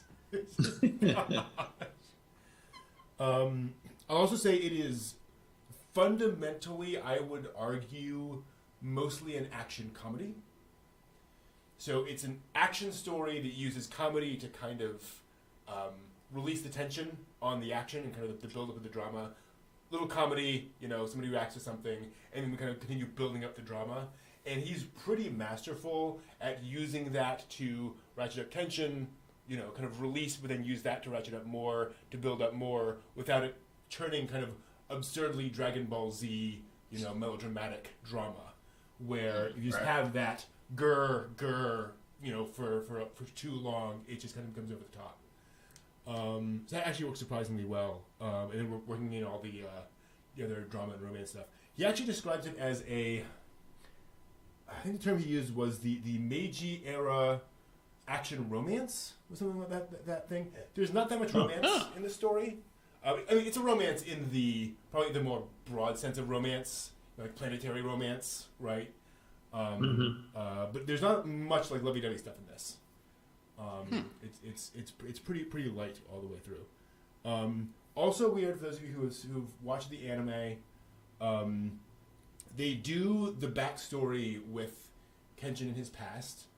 And there's quite a bit of comedy in it, which is not in the OVA whatsoever. And it's really weird to have this very dramatic, serious, samurai origin story, and then to have Kenshin doing pratfalls in the middle of that is just weird. But it works because he was not trying to do that. The anime version is a very different kind of version. So that's kind of off-putting the first time you see it, but it works. I had this vision of him going, I'm going to be an instrument of death. Hello, my baby. Hello, my baby. Yeah. So to give you guys an idea, when a bunch of stuff happens, Kenshin is living with a bunch of the other revolutionaries in this inn. Beautiful woman shows up, shows interest in Kenshin, and starts kind of following him around. And all the other characters we then see a panel of Kenshin doing like glowering samurai death glare at all of them as they're all kind of scurrying away. And that becomes kind of the running gag of every time that they're kind of oh, you better get on with her. He then uses all of his samurai powers to kind of scare all of them and make them all scare away. It's that's funny, but also weird. Samurai powers activate. Okay. So that's cool. I should also say, before we get on to other things, what really sets Kenshin apart is that it actually has a philosophical core. It is exploring a specific philosophical question that the main character is written to embody, and it does not only cover that over the course of the story, it does answer that question at the end. So you do get a sense of, okay, yeah, that is kind of where you have what you have to do as a result of those things. So again, no spoilers of that. I think it comes to a place kind of that makes sense. But yeah, just woo, tension. Very glad to have gotten through all that, and yeah, it's an impressive work. So yeah, that was that. And then anime-wise, more of Heike's story. So I'm not done yet. Making more progress on Heike's story, which is, well, John and I we were saying, I don't know how they managed to make a half-an-hour episode feel like a 90-minute movie every time. Yeah, It's just amazing. it's called love. I mean, it is like a work of love. I mean, it is really just stylistically, just the writing to it. It's just like, oh wow, you guys, good job. Mm-hmm. Yeah, it's a total package, no question. Can I hear that?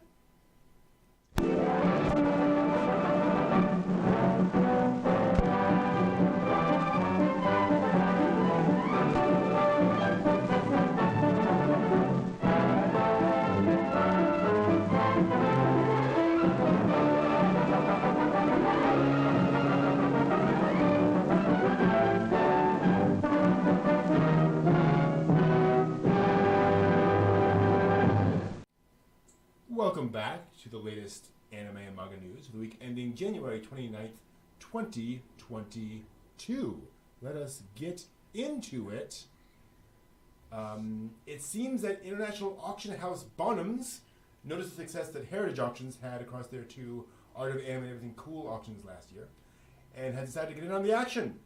Bonhams is holding its online The World of Anime auction from January 24th through February 2nd, which includes more than 150 lots, featuring materials from Ghibli movies, Astro Boy, Sailor Moon, and more. The sales headlining item is a cell from Kiki's delivery service, pictured on screen, which has been estimated to sell for $15,000 to $25,000 US. Oof. And Yeah, I got that. Say what? Yeah, I got that. No problem. Yeah, sure. And that's an A cell from the beginning of the movie, like yes. Additional highlights include a cell from My Neighbor Totoro with Satsuki, Mei, and Granny, featuring hand-painted background art by Nito Yamamoto, the renowned background artist and art director who created backgrounds for Castle in the Sky, Grave of the Fireflies, Princess Mononoke, and The Girl Who Left Her Time.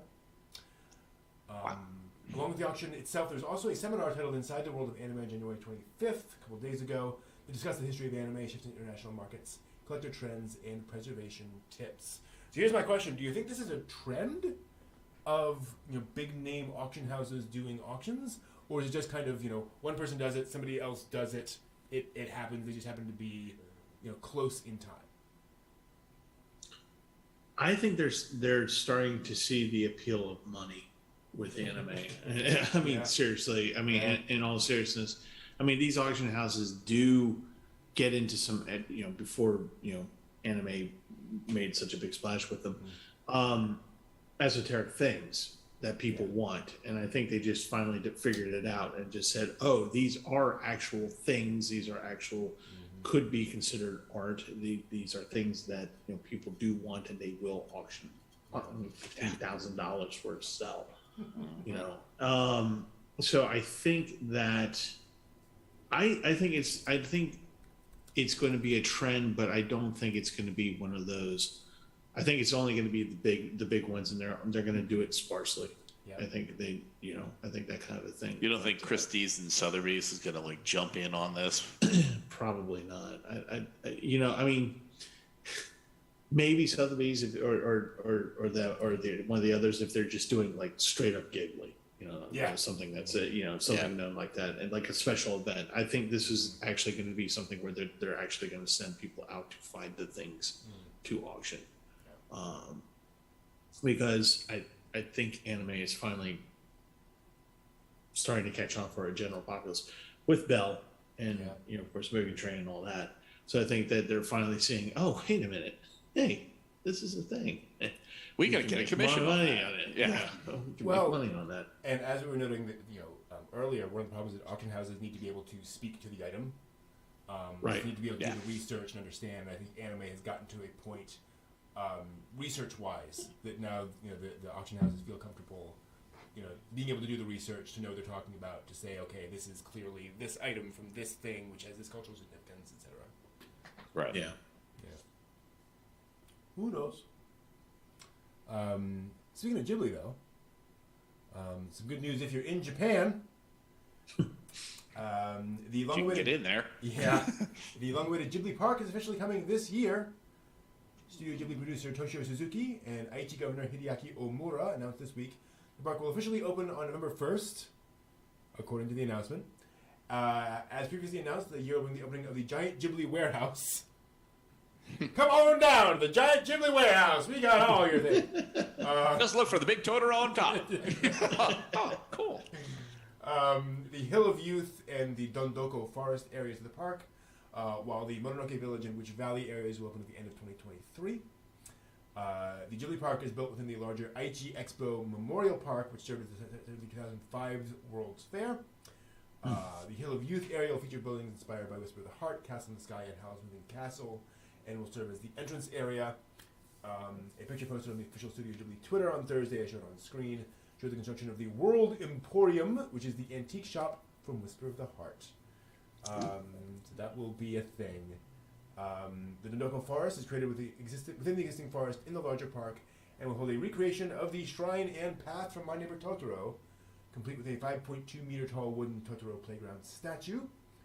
A replica of Satsuki and Mei's house from the movie is already within the park itself.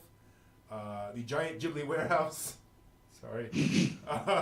will include exhibits and recreations of areas and attractions from various Ghibli films, including the restaurant district from Spirited Away and a life-sized cat bus.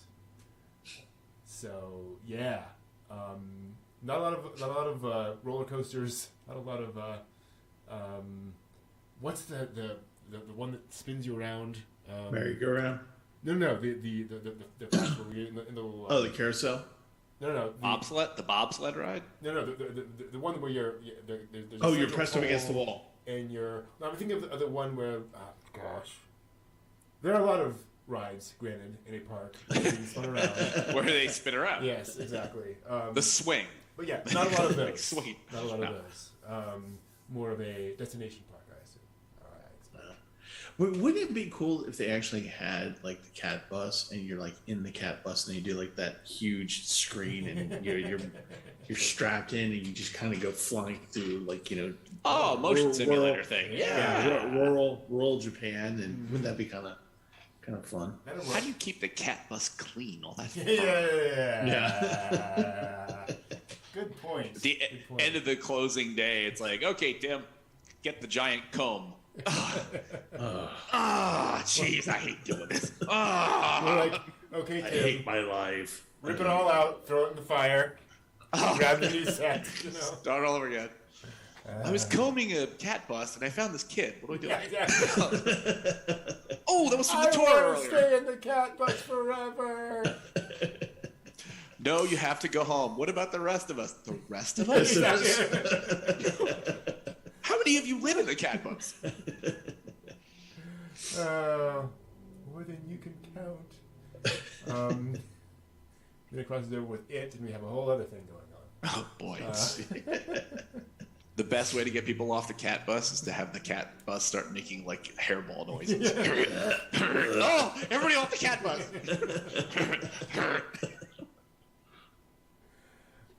Also this week, manga creator Satoshi Mitsukami revealed his Lucifer and the Biscuit Hammer manga, which ran from 2005 to 2010, is inspiring a TV anime adaptation coming this summer. The, quote, unconventional story that makes his ordinary life with the bizarre and supernatural, end quote, follows college student Asamiya, whose normal life is suddenly turned upside down when a lizard shows up and asks him to save the world. I have read this manga. It's wonderful. It is one of my favorite shonen manga. It deals with some surprisingly dark themes, while maintaining a generally light tone all the way through. If you like that kind of back and forth between fun shonen action and, oh wow, that happened to that person, that's the kind of thing it has. And again, it's like it's 10 volumes, so there's a very clear beginning, middle, end. So that's cool too. Yui and Satsuki Shina's Bibliophile Princess light novel series also revealed a TV anime premiering sometime this year, presumably the latter half of the year. It is a shoujo fantasy romance. They claim book-loving lady Eliana spots her betrothed consorting with another noble lady and assumes he must be in love with someone else, but soon learns there is far more going on under the surface than she ever imagined. So, Dun, dun, dun. exactly, absolutely. Author Kichi Kozusu's A Record of the Strongest Onmyoji's Reincarnation to Another World light novel series, revealed in upcoming anime. Isekai features a main character being reincarnated into another world as usual, but instead of coming from our reality, he's reincarnated from a world that already had magic. He was the strongest Onmyoji in his world, and upon his death, finds himself reincarnated into another world without any magical affinity. So, yeah, basically that. So, I kind of would like to see an isekai of like someone who's like a mage in the world gets killed and he's isekai'd here as a janitor. Yeah. Now, does he still have his mage powers? No, Okay. but he retains all memory of his past glory as he's. Well, how about the Demon Lord as a part? part-timer? Did you ever see the Demon Lord as a No, I part-timer, didn't see Steve? that. No. That's where the Demon Lord works at McDonald's. Day It's one, just here's a mop. Yeah. The Great Jahi is one from this past season where she's trying to regain her magical powers, but she's like the second in charge after the Great Demon Lord. She ends up here with no magic. It's like she has to collect soul stones that have magic in them to use magic. So it's like, you know, those are kind of fun to see. Like, oh, you take these high, powerful characters, and it's like, hey, one dude's a McDonald's worker. That's fantastic. Speaking of... Or once, Oh, go ahead. no, I was gonna say, once you were a powerful mage, now you change urinal cakes. Yeah. Yep. Life. Speaking of kind of downgrades, Visual Arts Key's mixed media project Prima Doll is also getting a TV anime this year. The project centers on autonomous mechanical dolls, or automata, excuse me, originally created as weapons of war, but work at a coffee shop now that the war has ended. 'Cause that's what you do with weapons of war. You put them to work at a coffee shop and put little maid outfits on them. This coffee is delicious. Yes, usually I make up bioweapons and all kinds of terrible chemical killing devices. Would you like some cream with that? I gotta go. The wraparound jacket on the 8th compiled book volume of Makoto Ojira's Insomniacs After School announces a TV anime and a live-action film. Insomniacs After School? It features two Insomniac schoolmates who have a chance meeting in the school's observatory turned storage room, who then share secrets and begin an unusual relationship. I looked at some of the artwork, and it looks like kind of a for a fairly standard school romance, which looks fun and light. You'll see. Her earlier works are of the more adult persuasion, so I don't know if that will go in that direction or not. Yuri or BL in question? No. Oh. No, not that kind of adult. Oh. Yeah. Oh. Other uses for a I'll storage. tell you afterwards. Got it. Interesting. Yes. Kaikawa announced last Wednesday that Handyman Saito in Another World, the manga is getting a TV anime, a heartwarming Another World fantasy starring an ordinary handyman who is, of course, reincarnated and uses handyman skills to help his dungeon exploration party. Sounds fun. I don't think it'll be a big drama. I can hammer this. This looks like the perfect place for a beveled edge. Okay. And anybody got a plumb bob? Kaikawa also revealed a teaser for an upcoming anime based on God's Game We Play, light novels, which centered on supreme gods who, having too much time in their hands, create the ultimate intellectual game to compete in. And a former goddess decides to find the most skilled human of the era at games and brings him along with her to challenge the gods. No game in her life. Checkers? Who knows? A TV anime has been greenlit for a 3D mecha shooter game called Alice Gear Aegis, with some staff from the game's previous OVA returning to make the full series. It features cute girls fighting mysterious machine life forms, which we might have seen once or twice before, but still usually fun. You know. A teaser video revealed the new anime project for the bottom-tier character Tomozaki light novel series. The franchise's first anime premiered in January of last year and follows an expert gamer who struggles to fit in the game of real life. Something I think we have all experienced at some point. It was announced at a live-streamed Mahjong tournament 2 weekends ago that a comical TV adaptation of a free-to-play Mahjong game called Mahjong Soul has been greenlit. It'll be called the Jong Tama Pong. Premiere in April. The third film has been announced in the modern space battleship Yamato film series remake. Be Forever Yamato Rebel 3199, because they love their numbers. Which is pulled from the 1980 sequel to the original Yamato anime project, which is called Be Forever Yamato. The new film follows Space Battleship Yamato 2205, The New Voyage Part 2 Stasha. Deep breath. I thought the Leiji-verse was complicated. They've made just the Yamato-verse complicated. Jeez. This one, they've opened a new cafeteria in the Yamato, and they have to get the ice cream machine working. It's a very of the cafe? The coffee shop, may I ask? They're all former war robots, right? Oh, I see. Who've all been it's a very complex universe. Netflix has announced a new anime live-action hybrid film, Adam by Eve, a live-in animation or a live-in animation, I don't know, to debut both on Netflix and in Japanese theaters, interestingly, on March 15th. It'll feature animation by Studio Kara, of Evangelion fame, and it'll focus on a singer named Eve, which is probably a hint, and will include both footage of the singer performing and a unique storyline about a mysterious creature appearing in people's dreams. So it's like an interesting sort of weird hybrid thing. Freddy Krueger. Yeah, exactly. NBC Universal and Hifumi Inc. have teamed up to create a new project called Voicescape, which will express acting and songs in the form of picture drama. I have no idea what that means. But renowned anime director Seiichi Mitsushima of Fullmetal Alchemist and Multi Gundam 00 will serve as the project's executive producer of drama and music. That's interesting. The project's first installment, It's Not the End of the World Yet, will be on the official NBC Universal Anime and Music channel on February 4th, and will tell a comedic story about 3 high school girls who laugh at everyday life, all that kind of stuff. I repeat again, the official NBC Universal Anime and Music channel. Yeah. Wow, dude. Whoa. That's the actual takeaway. Yeah. NBC Universal's got some interesting plans.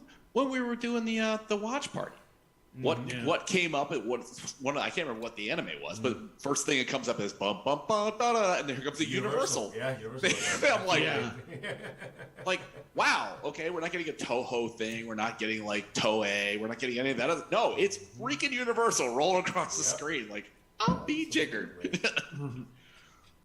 Again, Steve, to your comment, where's the money? Yep. Oh, it's over here. Let's do that too.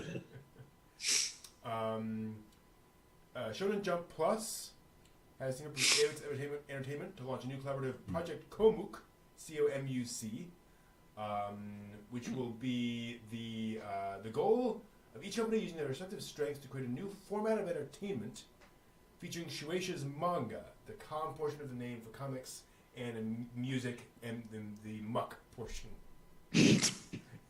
Com muck. In the muck and mire. Oh, that's gonna be great. Because when you're shortening music, you just shorten that to muck. The project's first phase, an artist from Shonen Jump Plus drew a new original illustration, and 6 young artists supported by Avex created a song to accompany the picture. Very innovative. A lyric video for each song has been posted on the Jump channel on YouTube, and the winner, i.e. the song that gets the highest number of hits between now and January 30th, will receive a cash prize of 1 million yen, around $8,700, and a commemorative illustration. Okay. Yeah, exactly. The creator of the long-running Dokaben baseball manga, among others, has passed away at the age of 82, Shinji Mitsushima. A smartphone game was announced based on the classic Baki franchise to commemorate the 30th anniversary.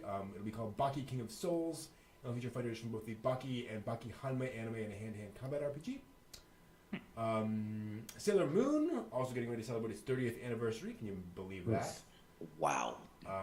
Unsurprisingly, there's been a large number of events and collaborations, including a crossover with Sanrio and a limited-time museum for later this year.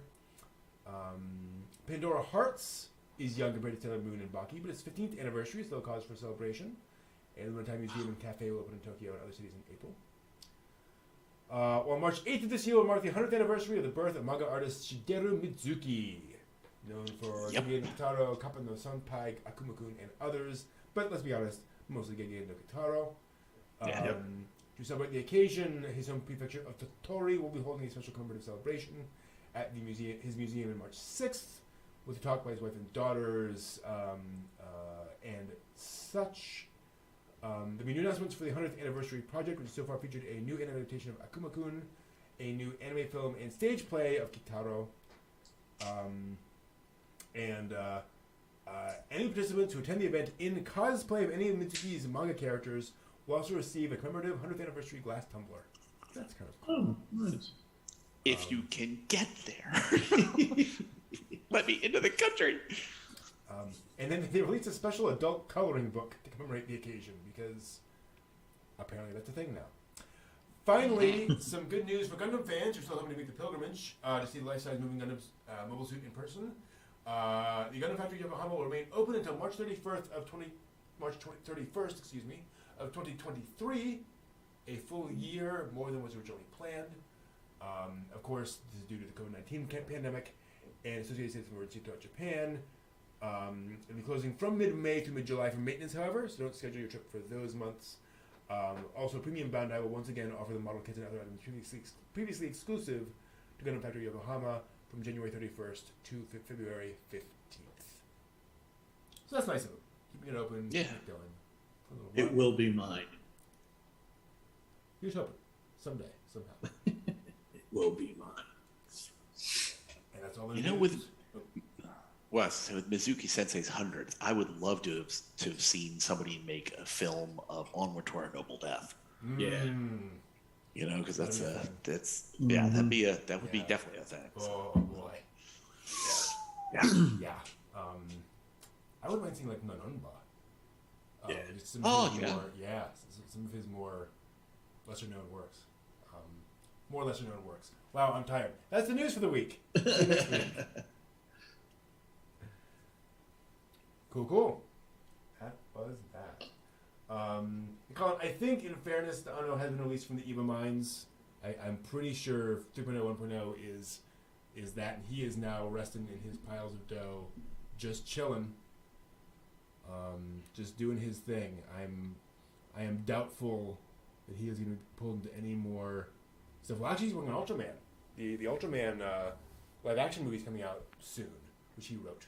That's right. Yeah. Oh wow! Yeah, so that's a thing as well. So I'm sure he's off into his childhood again. Hopefully, we will see. I don't believe there's any anime history this week. I will check out real quick because I believe it's a quiet time. The end of January. Jeez. I think January's it's. We have a couple of things.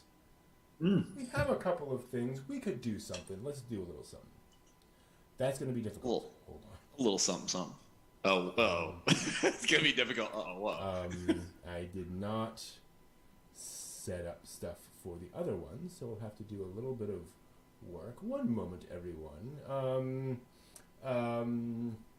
Hello, baby. Hello, my honey. Well, as Brent is working on that, IDW is no longer going to be producing G.I. Joe or Transformer comics. Oh, really? After the end of the year, they lost the license to do that. Interesting. Hasbro. So nobody knows who's going to pick it up next. So obviously, somebody's going to pick it up next, but they're going to take it through the end. Yeah. But they're going to take it through the end of this year of 2022, and then it's going to go on to something else. They still have the other toy properties like Mask and things like that. Right. That kind of stuff. But it's just they. I don't want to get into the reasons why because there's a lot of supposition on it about identity politics and things like that. So I'm not going to get into it. Okay. But they just said, we don't like the direction that the comics are going in, so we're gonna stop. We're gonna stop this, and so they're gonna end GI Joe on the 300th issue. Wow. Good night. Yeah, and Transformers, I don't know what they're, but there's gonna be, so over the next year we're gonna see a whole bunch of, for the comic book fans out there, you're gonna see a whole bunch of special editions, a whole bunch of special this, that, and the other thing, and then it'll be done. We'll see. Yeah, see who else takes that up, but that's not a Shonen Jump. thing. But that's maybe I'll actually go back to full-time Marvel as opposed to a hybrid IDW and Marvel. But yeah, that's a big blow to IDW because they're like fourth or fifth largest in the country. Wow. We forget how every cartoon back in the day had a comic. Yeah. That was one of the ways in which you sold the toy line, was you had the 6-issue Marvel comic or whatever. That's just been the model for a long time.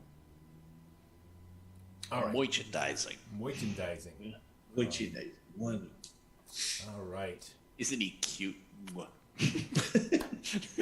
Welcome to This Week in Anime History, where we talk about things that happened this week in anime history. Beginning with January 25th, 1938, when a young Leiji Matsumoto was born. Akira Matsumoto. Wow. At the time. Man, still around, producing manga. He's been around for quite a while. He ended up creating Space Battleship Yamato, Space Battle Captain Harlock, Galaxy Express 39s, Queen Emeraldus, all sorts of other things. What I did not know until this week, because there's a book out now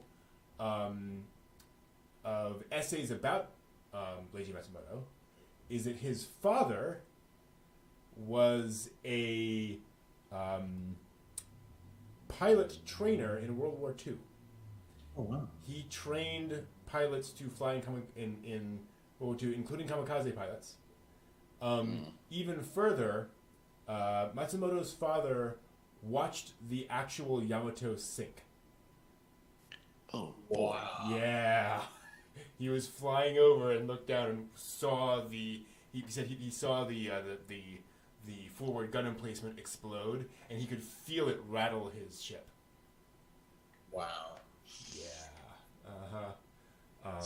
Which is generally considered kind of the turning point of the war for the Japanese, where they realized, this is not going well. This is bad. So he came home and told his son and told his family all about this, and he had he very much kind of related his experiences to his son, who then went on to do a lot of other things about such things. Leiji Matsumoto, quite the guy. Yeah. Mm-hmm. Quite the history. Well, we can fast forward many decades to 1980. January 26th, 1980 marks the end of the run of the original Mobile Suit Gundam. Oh, wow. So, the show ended at episode 43 early because the ratings are just that terrible. So they shortened things up, which all things considered is probably a good thing because they were able to tighten up that ending and kind of shoot straight towards the ending and kind of instead of the typical, bad guy of the week for the next 5 episodes. This is where it all began to start when the series took that kind of nosedive, and then folks started finding it and hearing about it afterwards and recommending it to their friends, and then the movies came out and they started making money, and boy did it start making money. And a few thousand franchises later. Yeah, exactly. Model kits have never seen a glory day like that.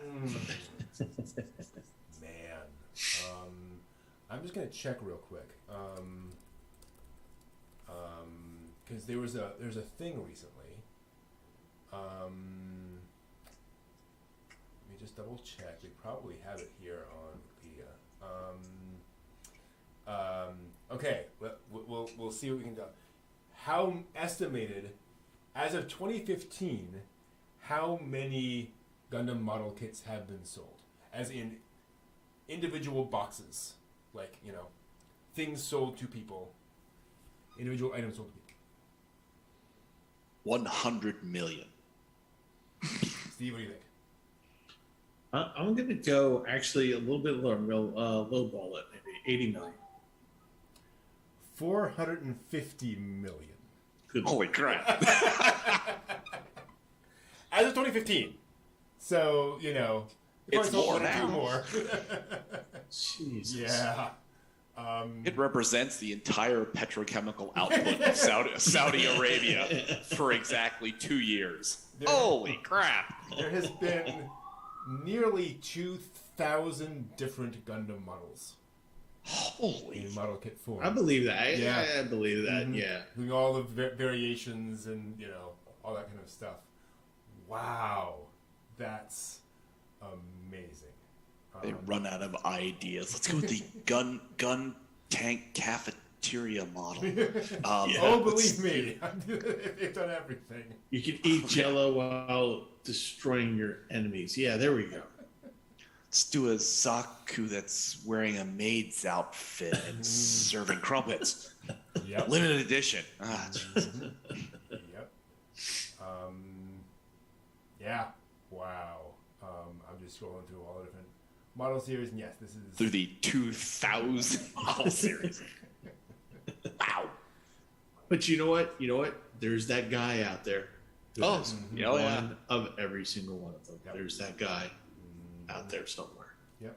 But what do we know? There's like these special editions. So there'll be like the unicorn and it's got like silver accents. Then there'll be the unicorn that's got gold accents. accents. There'll be the it's like, like 30 different models. And you're right, Steve. There is the one guy that has all 30. Oh, that's the one that has the ruby, laser sword end to it. Right. That's totally, it only did 3 production models of that. Yep. Oh, good to know. Absolutely. And then, of course, there's the limited time kits. You have to go to that one shop in Yokohama and pick up that one, thing that has pure gold in it, whatever it Yeah, is. you had to have the ticket to get the ticket to get the ticket to get the raffle to get the ticket to get the ticket to get to the store that might have it. Yep. Yeah. Totally.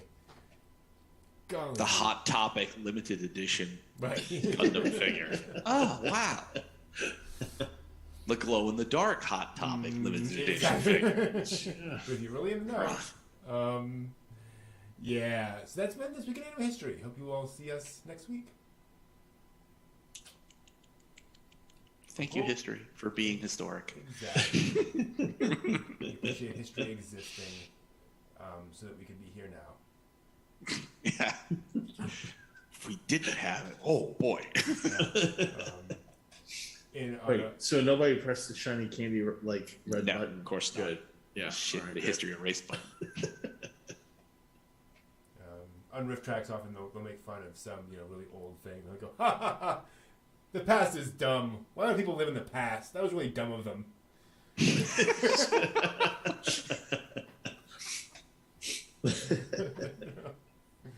That is kind of where all that goes eventually. How can people be born in the past? They shouldn't have done that. They should have been born in the present like we all were. Well, I have a question.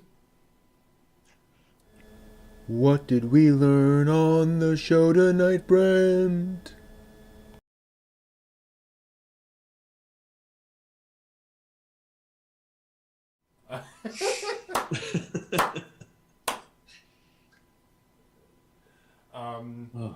I learned John has a heart of stone. Not if Bell has anything to say about it. It melted my heart of stone for unknown reason. I did. No, I learned that Wolf Children has more layers than I thought it did. When I watched it, I saw it as a more an emotive film, a film that was more about just kind of the emotions of the characters in the moment. But now looking back to it, and based on what you guys have said too, especially and the flower language and all that, I really appreciated how much is layered into that film, which is really cool. Excuse me. I also learned that we are possibly nearing the end of running out of isekai ideas. It's just we're getting there, you know. We're starting to smell the fumes at the bottom of the gas tank. Hopefully, maybe at some point that train will never grind to a halt, but it'll slow down a little bit. I don't know. That's what I learned tonight. What about you guys?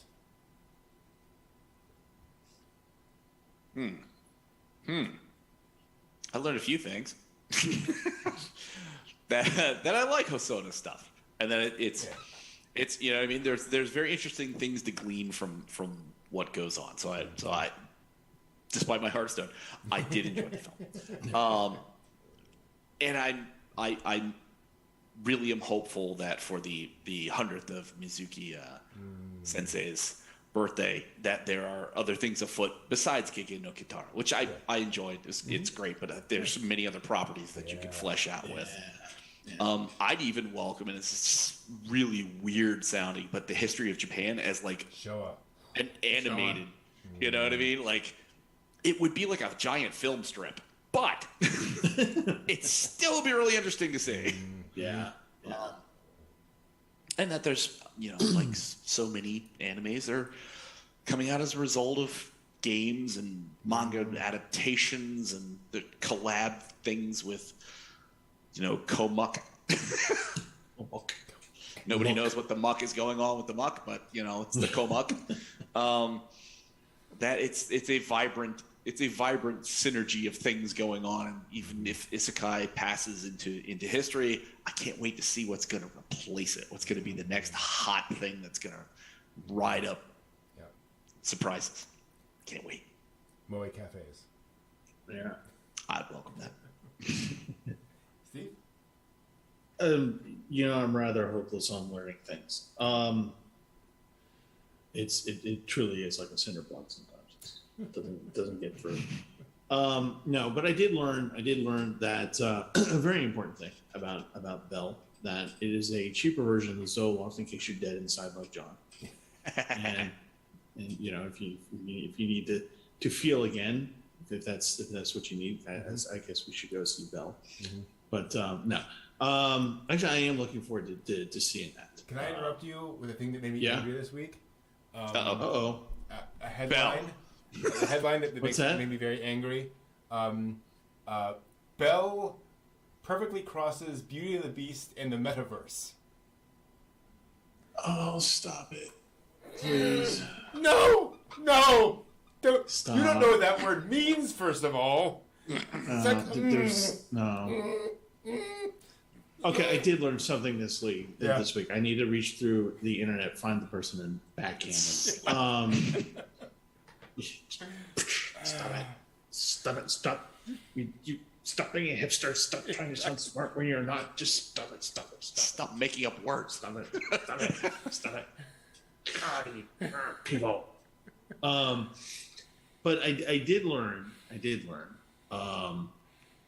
That actually Wolf Children is a very good lighter movie. Something that good for the palate. Mm-hmm. Yes. And it's very nice. Very beautiful. I actually was one of my takeaways, is that it was the backgrounds were really were beautiful, and and I did feel like I was getting hit with the Ghibli 2x4, but that's like a 2x4 you don't mind so exactly. much. You're used to it. Yeah. You don't mind the bruising. It's okay. And I've also learned that it takes greed and cash to apparently make people recognize anime with auctions and things like that, instead of just like, hey, appreciate it for the beauty. But there is that. But the main thing I learned this week is that anime will never die. Thank you all for watching. Have a great week. I'm not going to add a single thing to that. Great seeing you all this week. We'll be back next week, assuming illness did not take me again, to watch and analyze Voices of a Distant Star, Makoto Shinkai's first major anime work. And don't forget that OnCon 7 is coming up March 5th. Coming up. So a little over a month, we will be having another anime con. So see you all hopefully for that. See you guys next week. Talk about Makoto Shinkai. Have a great week. Take care all. Bye-bye. Johnny. Bye. Sayonara. Update.